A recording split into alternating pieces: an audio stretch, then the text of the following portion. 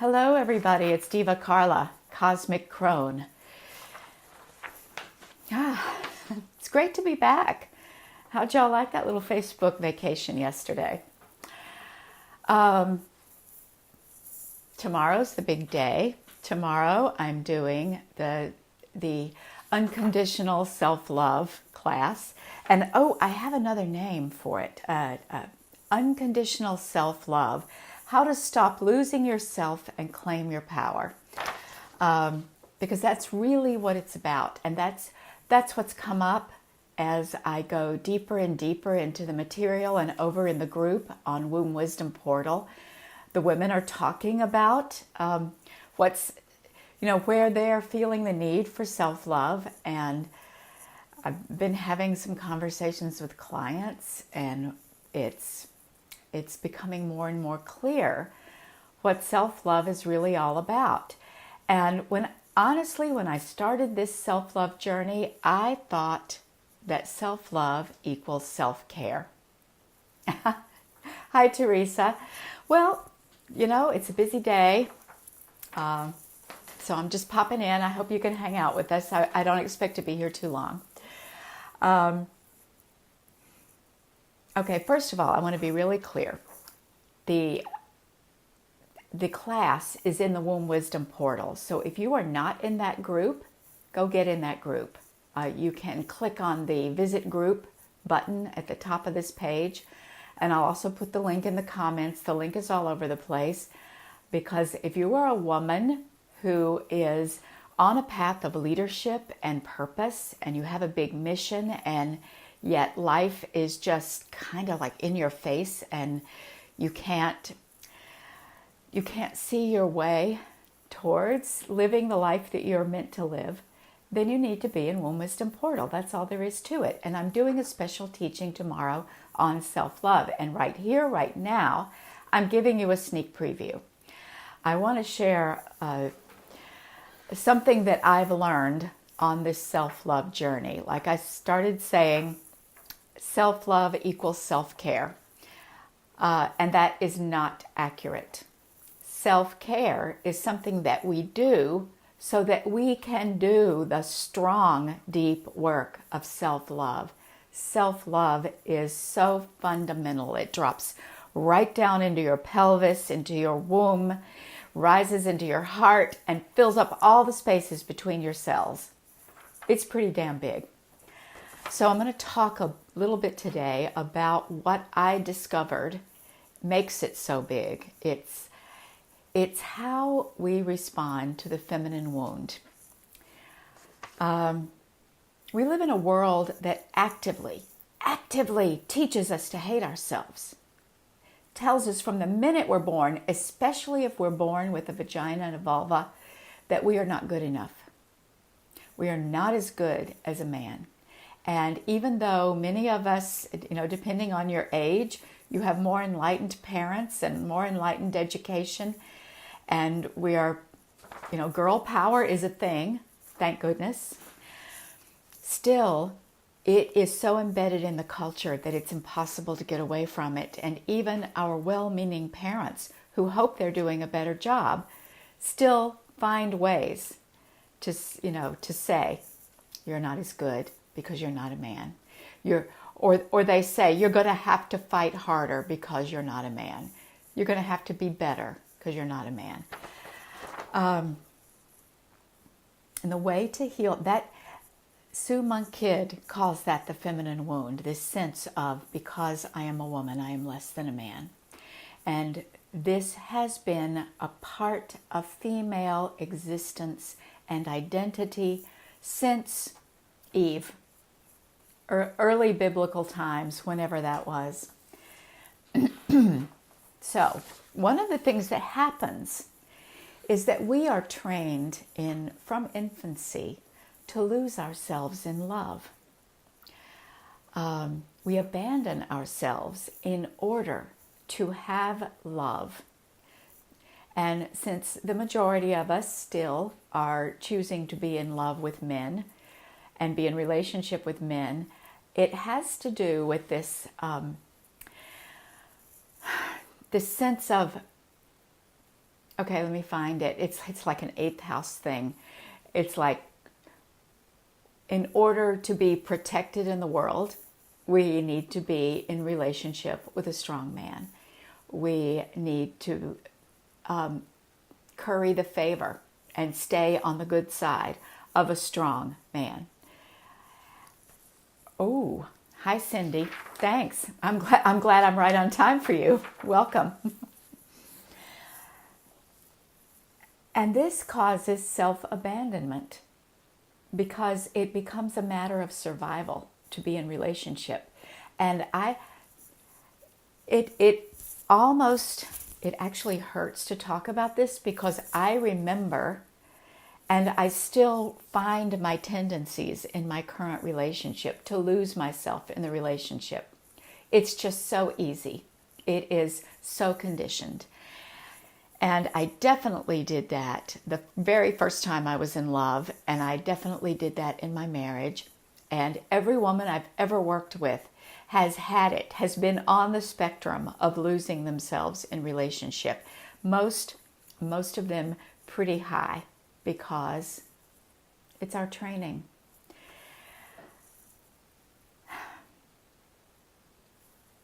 So this is the challenge. Self-love is how you heal it, and yet it is really hard to love yourself when you don't know who you are. And if you have spent your life feeling less than or not enough, or somehow at war or at odds with your femininity, then you don't know who you are. When it's time to, who am I going to love here? And we women, both naturally and through socialization, but it is our natural tendency, we are relationship beings. We hold the web together. We hold the world together through relationships. And very often that means that we identify with ourselves. We identify ourselves in terms of relationship, to the point that what other people expect of us, what they want of us, what they need of us, what we need to do to stay, to keep the peace, to be in relationship with all the people, children, partners, family, coworkers, community, anybody who might have an attitude about who we're supposed to be and how we're supposed to act. That becomes who we think we are. And this is an error of thinking. It's not true. And so we have the double duty of learning what loving oneself it means. What is it to love yourself? And then at the same time, find out who that self is. Who am I? So this is big work. And it's not work that we do alone. We need to do it in a circle of people, of women who are on the same path and who are willing to see us and who are willing to not let the bullshit come through, and who are willing to love us no matter what, to be the first ones to love us unconditionally while we learn how to do it ourselves. And, we may even need more help. We may need to work with a therapist, a healer, or a coach around this. And, or at the very least, create a disciplined self-practice. And that's what I'm going to talk about more tomorrow in the class. What I'm going to suggest to you right now is, if you are in this place of not quite sure who you are in this tangled web of relationships, and very much wanting to know who you are and not lose yourself, to be in relationship as a whole human being, and to have good boundaries, and to let these people you love you back.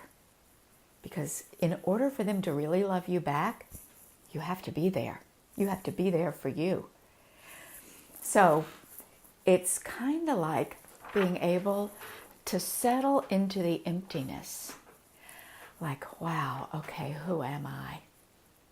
I had this moment, you've probably heard me talk about it, of I don't know who I am. and I don't know what I want. And I walked around like in a black room for a few weeks until I could begin to create some sense of, oh, what do I want? There is a me here with real desires and real needs and real wants and an identity. And that was hard. It was horrible to realize it. And yet I had to realize it, or I would still be sleeping. In fact, I'd probably be dead. So, women, you are somewhere along this path. You've either had this moment, you're in the middle of this moment, or you're thinking, oh God, and you're about to have the moment. I'm happy to be your trigger. Whatever it takes, your soul is calling you. So, what you do is you sit in that emptiness until, I'm using the metaphor of a thread. You find a thread. What do I like? What is Cindy like? What is Teresa like? What is Carla like? What's my preference? What would I choose in this moment? And then you take that thread and you start loving on that thread. You choose. You choose what you prefer. You avoid deferring. You avoid denying yourself. And you make a positive choice, no matter how small that first choice is. And you love on yourself. You love that choice. You love that being who has the power to make that first little choice. And then you find another thread and you repeat. And after a while, you're holding enough threads and weaving them together. Here's the thread of my desire. Here is me loving myself through it and granting myself this desire. And soon you begin to have a tapestry and you think, oh, that's what I look like. That's who I am. I think I like it. Because you will. You will. If you're not liking yourself, what you're not liking is what everybody else is projecting and what you're projecting back onto them. You're not liking this sense of self-abandonment. I want to share a little story. When I was a young mother, my kids had just gone back to school or just started school, and I kind of had free time. Well, that was an illusion because I had the illusion of free time, and I wanted to paint again. And I had this rule for myself that I don't know if the world was imposing this rule on me or not, but it felt like it, and I believed it. And that was, I could paint for a few hours a day as long as I did some work for money and I got the kids up and dressed into school and picked up and fed and homework and bedtime story and, taking care of the house, did some, made sure dinner was ready for my husband. As long as I did all of that, I could paint for a few hours. I could steal time to paint. How many of you are stealing time to take care of yourself, to do what you want, to be who you want? How is that even a thing that you can steal your own time, steal your own self? If any of you are thinking that, I'm going to go steal a minute. I'm going to go steal a nap. I'm going to go sneak away. Catch yourself and say, I feel like a nap. See you later. And just own it. Yeah. How can we steal ourselves from ourselves? Yes, Cindy. It feels selfish. Well, you know what? Where's the judgment in selfish? Maybe self-love has a huge component of selfish in it. And where is the judgment? Who's judging you for being selfish? And it's whenever you see selfish, you say, all right, What am I judging here? That's probably a sign that this is exactly how you take care of yourself. You have to take care of yourself. You have to love yourself. And here we go. Self-care. Self-care are good baby steps towards self-love. And it always has to go deeper. So, here's the thing. It can be painful to birth yourself from this tangled web of expectations and other people's projections and other people's needs and what society and church and family and everybody, advertising tells you you must be. It really can be painful, and it's possible. It's necessary.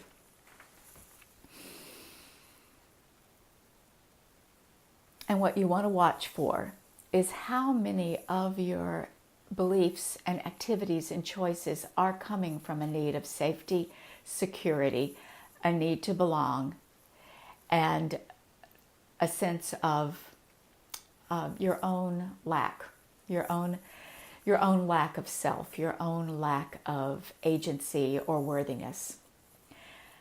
So this is where we pick up tomorrow in the class, and it will be recorded in the group. I hope that several of you will be with me and responding and asking questions. It'll make for a lively session.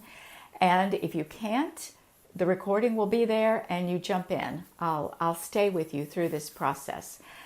And I'm going to go strap on my snowshoes and go out in this gorgeous day. It's 40 degrees. The snow is melting. It's going to melt this much today. And so instead of being that high, it's going to be that high. You can see it behind me. I've enjoyed this time with you. I am so happy for my own self. I discovered self-love. I'm grateful to the guides who got me started on this and really focused my attention on it around the beginning of the year. And I'm really grateful for you and so excited for what you're going to discover on this journey. Thank you. Glad to see you, Cindy. Everybody. Bye.